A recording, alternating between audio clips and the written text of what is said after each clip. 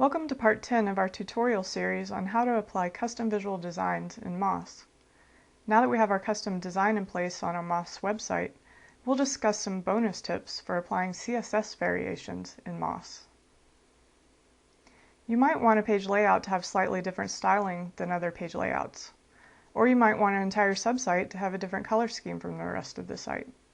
This can be accomplished with additional CSS code applied at the page layout level or the subsite level. Your custom website design may still use this custom CSS file that you placed in the style library.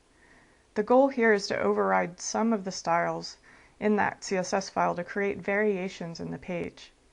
In the page layout method, the CSS changes will be reflected in any page based on this layout, no matter where the page resides in the website. In the subsite method, the CSS changes will be reflected in all pages within that subsite. No other pages in the site will be affected by the change. Let's take a look at the page layout method.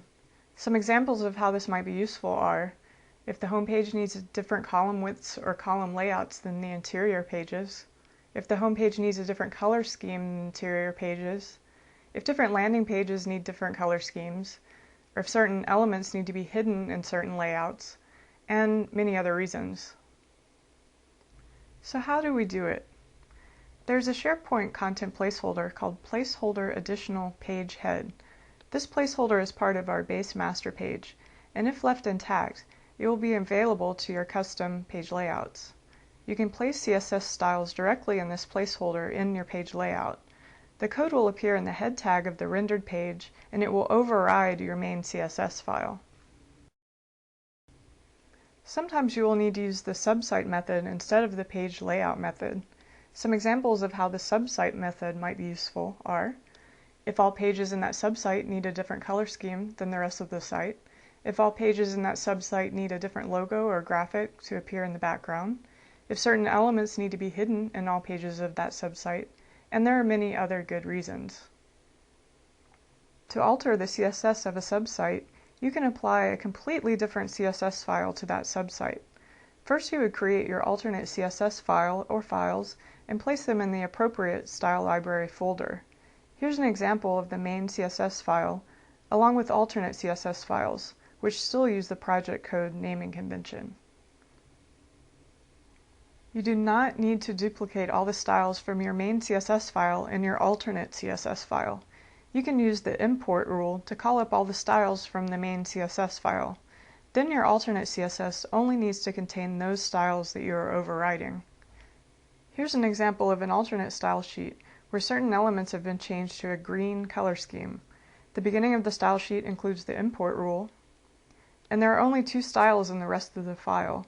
One of them changes the background image of the right column, and the other one changes the background color and font color in the footer of the page. Once the alternate CSS file has been created in the style library, you can assign that CSS file to the subsite of your choice. Navigate to the desired subsite. Then go to Site Settings and look for the Master Page Settings. If you scroll down, the CSS settings are near the bottom of the Master Page Settings. Choose the option to specify a CSS file to be used by this site, instead of inheriting the CSS settings from your root site. You can browse to your alternate CSS file or just type in the URL if you know where it is. Check the box to reset all subsites within the subsite that you're in to use the same CSS file.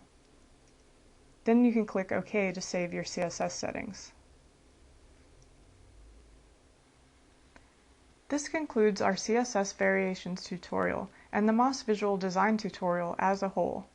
Remember that you can download the eMagination base master page, base CSS file, HTML template example, and all the PowerPoint presentations of this tutorial series from the Dev Corner website, which is part of eMagination.com.